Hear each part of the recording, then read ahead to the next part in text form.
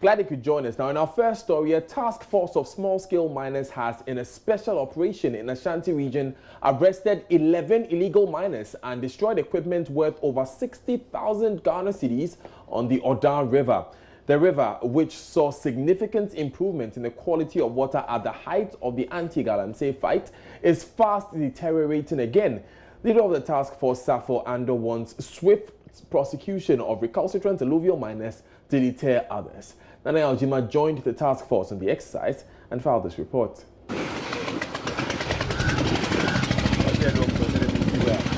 Mountain of dredging equipment known as chamfan has become common in desperate search for gold by miners. It consists mainly of motor-powered barrel-like apparatus held together with steel and plywoods to cover the platform. The miners stand on the platform to dredge for gold and wash here, discharging a lot of waste into the river. Commander of Operation Vanguard, Colonel William Norty, had made the following observation in an earlier interview on Love FM. It is about time to start going after the big financiers and the big players that are engaged in this menace, and also to interrupt the importation and distribution of the small dredging machines, popularly known as chamfans. These are used widely to destroy our water bodies, and we need to take actions as soon as possible. As we speak, over 10,800 of them have been destroyed by our activities. However, still more and more are coming in. The question is, who is benefiting from this? Odaso Water Treatment Center, which supplies water to the people of Obuasi and its environs, could be shut down due to the activities of these water dredgers. It now costs more to treat water due to excessive pollution. The small-scale mining task force took a trip to Abochiokom, a community in the Amansia Central District, through which River Oda flows. Shockingly, the miners had, through informants positioned along the road, gotten wind of the arrival of the task force team. They bolted and left behind the chamfan, whose engines they had lowered in the river in an attempt to hide them. Unfortunately for the task force, they sank the equipment itself. So the task force will have to try very hard to bring up the equipment onto the banks of the river and destroy it, so that even when they come back, they cannot get back immediately onto the river to carry out their operation. Somehow, the task force managed to locate and destroy them. Other chamfan machines were found hidden in the bush. Later, one Bright Ankoma, who claimed of the local unit committee, showed up with 3 others to demand release of the seized equipment, but they were rounded up. He says he is against the activity. We once went to the district chief executive to report the matter. He sent security men over to arrest them, but they came back. He has promised to send back the security men. The illegal miners are married to our women now, so they have become part of our community. 5 other chamfan engines purposely made for the activity were impounded. Leader of the operation, Bracy Ando, explains logistical constraints impedes their work. We have been telling these people that they should try and come to our aid so that they can help us with vehicles and life jackets, because as soon as these people see you, they will run away. Now we have able to destroy about 30 machines, and they are moving to the forest. So we will keep chasing them to the forest up to where the river ends. So all 11 suspects and seized equipment were handed over to the police for investigations. The task force, inaugurated in 2012, has been working with the security agencies to prevent mining along riverbanks. For JoyNews, Nana Aljima reporting. Still on the subject, technical advisor to the Land and Natural Resources Minister, Ben Aye, has criticized the so-called war against illegal mining, saying not only did government fail to engage, but isolated a key stakeholder, certified small-scale miners. He spoke to my colleague Latif Idris on the sidelines of a just-ended ILO workshop at Obuasi. My view is very simple. I mean, for any intervention, any initiative, you start from the known to the unknown. And wherever collaboration is possible, you certainly are better off, especially in something like the small-scale mining sector. It's a very complex thing, and as I refer to it, it's sort of literally the elephant in the room. Depending on your interaction with it, you will form certain viewpoints. And so your views, your actions, your decisions will be dictated by that. So it's much better you get a sampling of as many views as possible to inform your decision rather than just going unilateral. So what I said was that the small-scale mining sector, the operators, probably were not given as much of a say in the way we did things as we could have. Prior to government's stepping up action in 2016-2017, the small-scale miners, some of them, had already decided that illegal activities, inappropriate operations weren't good enough, and they have constituted themselves into a task force. The Small Scale Miners Association had constituted a task force which was fighting illegal mining. Clearly, there were lessons they learned which we could have benefited from. Unfortunately, like I said again, like the elephant in the room, government had a certain view that you couldn't, when the thing became a crisis in 2016, you couldn't exactly distinguish between illegal miners and legal, legitimate and illegitimate. The operations were fairly similar. So government said, hey, freeze it all, let's stop everything so that we have a clean state and we can start again. Now, having said that, maybe we should have paused a little bit to look at those small-scale miners who were on their own fighting the illegality. It probably would have given us lessons which would have gotten us off to a better start than we did. But because we left them out, some of them basically folded their arms and watched.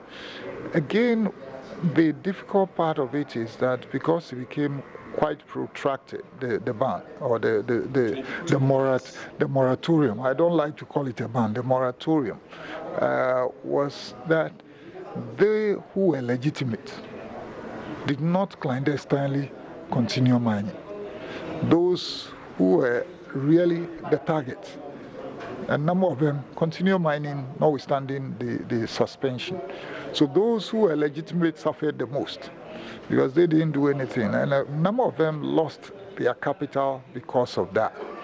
So now, come when we want to restart, a number of them are finding it really difficult to restart anything at all because they don't have the capital to start. Meanwhile, the National Democratic Congress, NDC, is demanding public exhibition of all excavators, weapons and mining equipment seized from illegal miners as the debate over the disappearance of some earth-moving machines used for mining continues. At a news conference on the banks of the brownish-looking River Pra, National Communications Officer of the NDC, Sami Jemfi, accused President Akufo-Addo of sitting unconcerned as top members of his party engage in illegal mining with impunity. He says the NDC will soon petition the United Nations to revoke President Akufo-Addo's appointment as co-chair of the Sustainable Development Goals Advocates. There's more in this report by Maxwell Agbagba. This is the brownish looking water from the River Pra. Some residents who've been speaking to here say that was not the case previously. They talked about the presence of aquatic life and how they were able to use this water for their domestic chores. That is not the case any longer. Previously, this water was looking so good. To the extent, quite 3 years ago, it was looking so good. We used to come and bath in it, do a lot of things with it. Like we used to come and bath, even if fish is in the water, sometimes you can see fish in the water. But when this government said you want to put a stop to this ground, say it's even worsened the color of this water.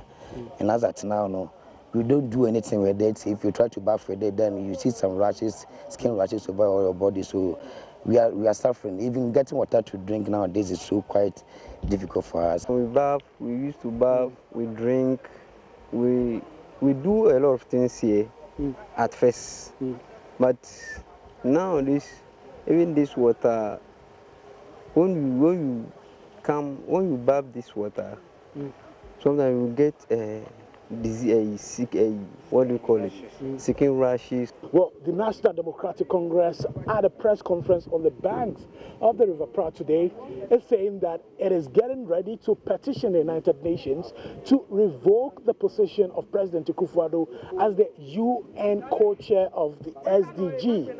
They say that appointment has to be revoked because President Akufo-Addo has not shown enough commitment to combat illegal mining, popularly known as galamsey. We shall petition the UN Secretary General, Antonio Guterres, to revoke the appointment of President Akufo-Addo as co-chair of the SDG advocacy. And that petition will be ready by Tuesday. Because clearly, President Akufo-Addo has failed to show genuine commitment to the fight against illegal mining and the protection of our environment in his own backyard. His corrupt government has become an active enabler and promoter of galamsey and the destruction of the environment in a way that affronts the Sustainable Development Goals of the United Nations. He is a bad example, not worthy for emulation. He has proven to be unfit for the prestigious position of co-chair of the UN SDGs advocates, for which reason he must be removed without delay. We will not call on him to resign because we know that as for President Akufo-Addo, the word resignation does not exist in his dictionary. The National Democratic Congress is also demanding a public exhibition of all excavators, mining equipment, and weapons seized from illegal miners. They say it is very important for transparency. Here, those of you who may not understand what an excavator is, we are talking about caterpillar. Maybe that will help you understand. That a total of 2,779 weapons and ammunition have been seized from illegal miners, and 4,045 other mining equipment confiscated from illegal miners have also been seized. We are demanding that government accounts for all these seized items, and also in the spirit of transparency and to the benefit of Ghanaians, hold a public exhibition of these seized items.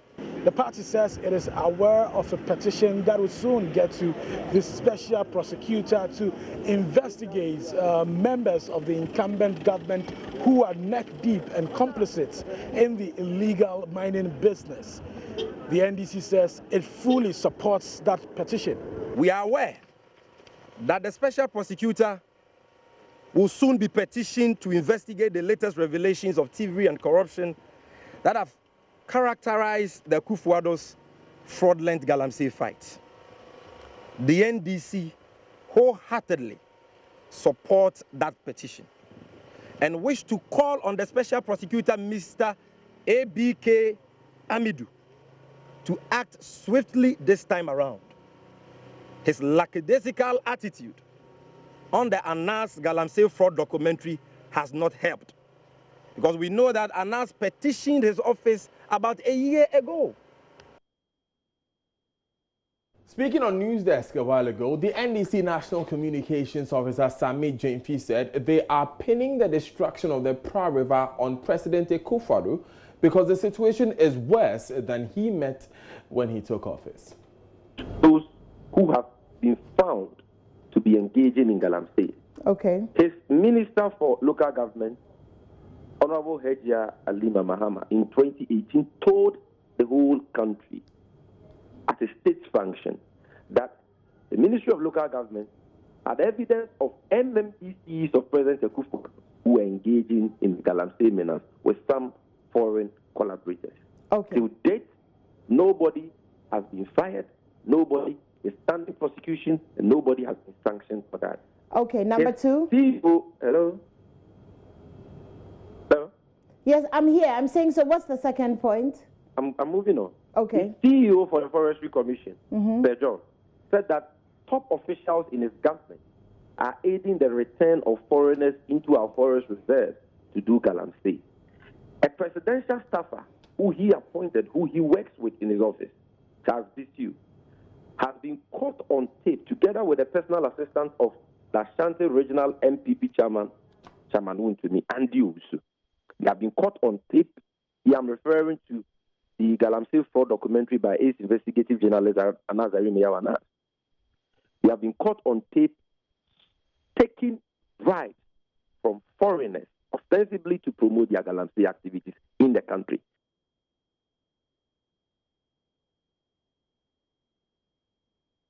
Away from illegal mining, 2 parliamentarians were involved in a lorry accident on the Kumasi-Accra Road and have since been discharged by the Konfanoshi Teaching Hospital. Mohammed Muntaka Mubarak and Ahmed Ibrahim, members of parliament for Asawase and Banda respectively, and 4 others, including a police official, were rushed to the hospital after their Land Cruiser vehicle ran into the mid-portion of a BMW vehicle driven by a customs official. Police say the customs official, identified as William Esiako, failed to observe traffic before joining the main Kumasi-Accra Road. He is currently on admission at the Konongo Government Hospital receiving treatment. Speaking on the Super Morning Show a while ago, Alhaji Muntaka said it took the ambulance service 50 minutes to arrive at the scene despite several calls made by bystanders. He wants, amongst other things, the overgrown weeds on the midsection of the highway to be cleared. We were coming, all we saw was this saloon vehicle making a U-turn on the highway. And my brother, it was if you've just seen death right confronting you. It was obviously there was nothing our driver could do. There was nothing, absolutely nothing he could do but to run into that vehicle. And believe me, the collision was very, very heavy. Thank God, when that happened, we veered into the bush. We kept running because the airbus on our vehicle, the Land Cruiser, had come out. The bonnet had opened, so we could not see anything, and I doubt whether the driver could see anything. The vehicle just kept running.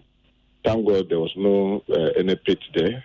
There was no any obstacle also, like a tree or stone or a rock to stop us. So we just ran till the vehicle stopped. Unfortunately, the other saloon vehicle was being occupied by a custom officer. I'm told by what do you call it, those who were around, the bystanders, that it looks like there was a truck that was carrying some load or something, that his attention was attracted to it and was making a U-turn to chase. Others said that no, their office was not far from that place. Usually he comes there and make a U-turn into the other end, because there's this bush road that comes from the right, crossing the road to the other side. So unfortunately, he was unconscious. They had to cut part of the body of the vehicle to get him out. So he was rushed to the Konongo Hospital. I mean, we all assisted to get him rushed to the Konongo Hospital. And when the ambulance arrived, I said we prefer to go to Kompanochi since we were at Kubiasi, not far away from Edriso and not far away from Kumasi. But we should always have at the back of our mind, we are not the only users of the road. And the number of things that I observed during this difficult time, one was the ambulance service. I mean, the number was not going. Almost everybody there was calling the emergency number. Nobody was picking. I mean, fortunately, I've checked the health committee before. I mean, way back 2010. So I knew Professor Zakaria. So I called him. Fortunately, he picked, and he promised that in the next 5 minutes, we will see ambulances. It took 15 minutes. We called him again. He himself kept calling, and sometimes he would call back. Have they come? I said, no, they are still not here. To be frank with you, it took close to 50 minutes before the first ambulance came. And 5-0, close to an hour. Yes, close to an hour. And I could imagine if bystanders had not picked the custom officer who was unconscious on another saloon to rush him to the Konongo Hospital, and he was going to be lying in that unconscious state for that 50 minutes. I don't know what could have happened to. Still on road accidents, 8 of the injured persons in the Krachi accident over the weekend have been referred to the 37 military hospital, Ho and Tamale teaching hospitals.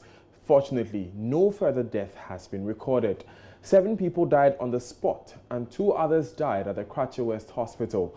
The passengers were traveling in the cargo bed of a Rhino truck in the Krachi West district of the Oti region when the accident occurred.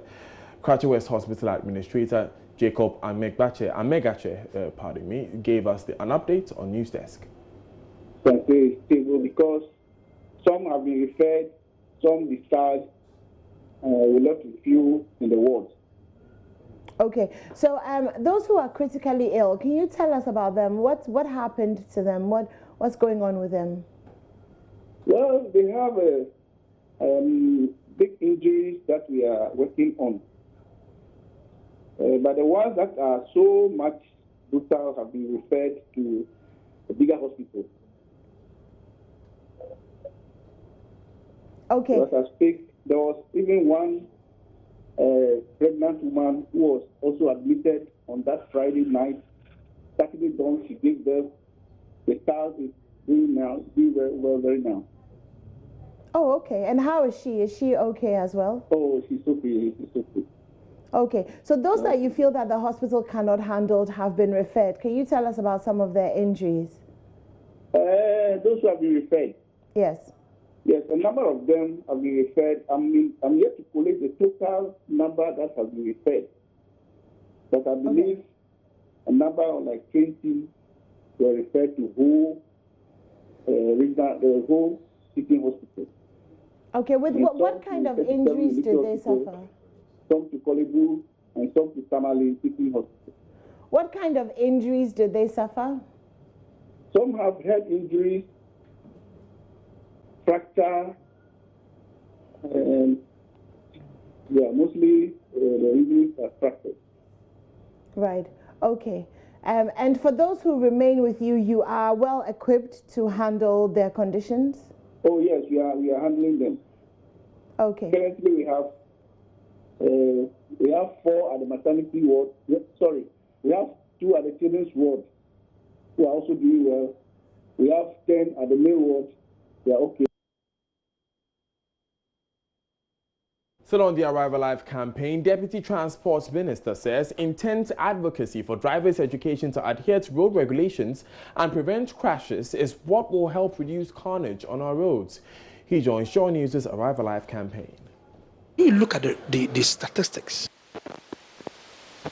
70% of these accidents are younger.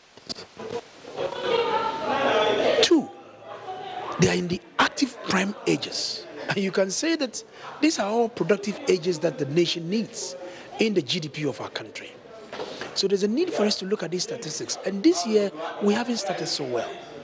Because 2018, 2019, at least, we've worked so hard to make sure that we dwindle the cause of these accidents.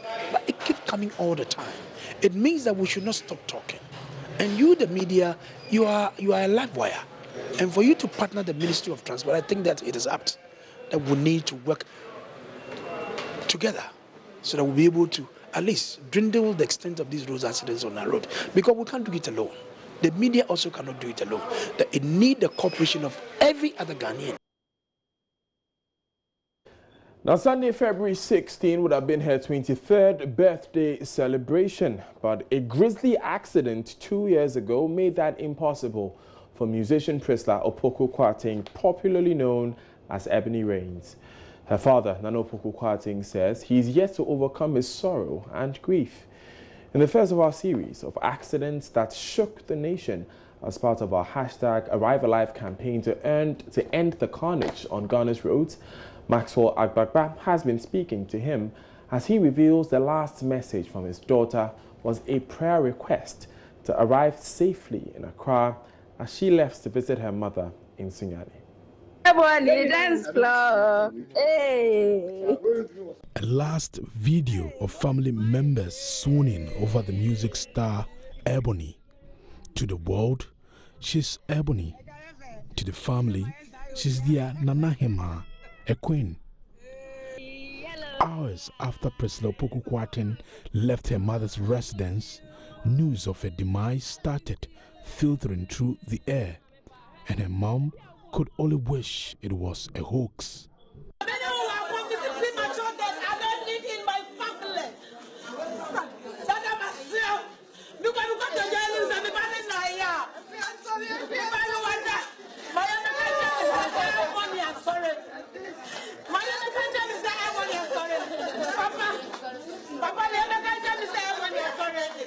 where it was, and crazy enough, it's still the same pothole there. It's not fixed. It's still the same thing. Because when I heard the news, I've now met a journalist would need to know more, because I wanted to go to the scene. Jesus, I wanted to go to the scene to see if indeed what I'm hearing is indeed the case. Because never did I anticipate that the queen was coming no more. She was updating me while she was with her mom. Can you imagine this? And leaving within 3 hours. The queen is not here, the queen is dead.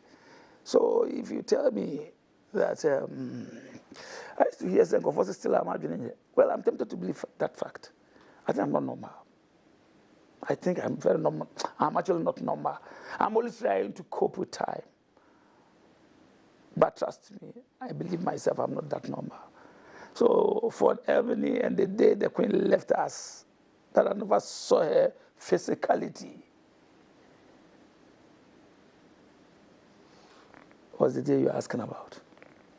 Nana Opoku Kwarteng still keeps a Samsung phone which has his last conversation with Ebony.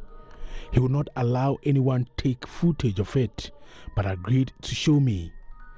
Ebony, in her last but one message, had asked for his prayers to arrive safely in Accra as she left to visit her mother. She was leaving. I wasn't home. She was telling me, because I love you so much, I'm going to visit your wife. This is where I was. This is where I was. Typing this. I have it there. I could show you. And I say, are you driving yourself this time of the night or something? He says, no. The driver is driving me. And the soldier man, the body friend, who is also guarding me. And I said, stay safe. He said, Dad, pray for me. I'll show you the verse, the chart. She knows Father to be very powerful. Oh, yes, she did know that. So she said, Dad, pray for me. I'll show you the chart. I'm trying not to get emotional anyway. So I said, you are safe. You shall be well. Never did I, never. Nobody would have thought that, would you? I'm not sure about that. So I never thought that the queen wasn't coming to meet me because she was scheduled to travel abroad.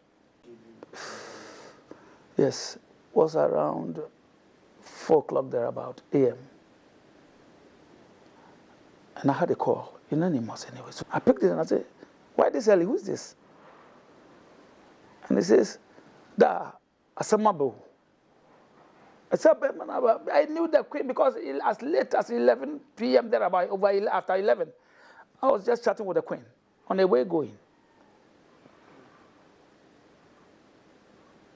So actually, Asamabu didn't cross me. Never got into, no, because I didn't know it was related to the queen. He says 2 years after the death of his daughter, he's yet to meet the only survivor who was the driver of the vehicle Ebony was traveling with.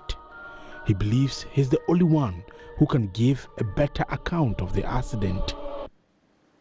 I don't actually know how and what this guy looks like. It's a shame, isn't it? A big shame. Even though I tried my best, not that I was so relaxed. May her soul rest in perfect peace. Now, the military has carried out a swoop at an illegal training camp located at Pevedui and Fievu, an isolated twin community on the Ghana-Togo border in the Ketu North municipality of the Volta region. 20 persons aged between 20 and 30 were arrested, including 1 female and 19 males. They were from different locations across the country. The leader absconded upon sensing danger when the military team invaded the camp at about 3 a.m. on Monday.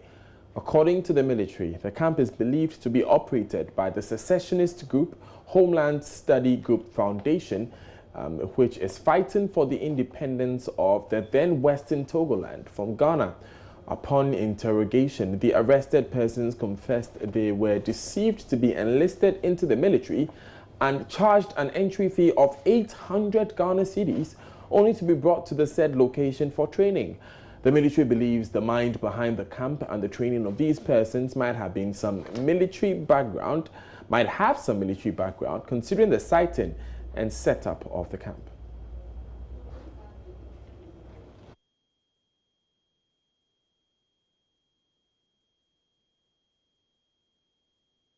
More on this story in later bulletins. Coming up in business, Ghana Revenue Authority targets multinational firms as it works to meet revenue target for this year. We have a lot of multinationals in the telecommunication sector. You go to the petrol, I have a lot of multinationals. If you go to the banking sector, I have a lot of multinationals. And so in all these areas, transfer pricing is very, very important. That's right after this. Stay with us.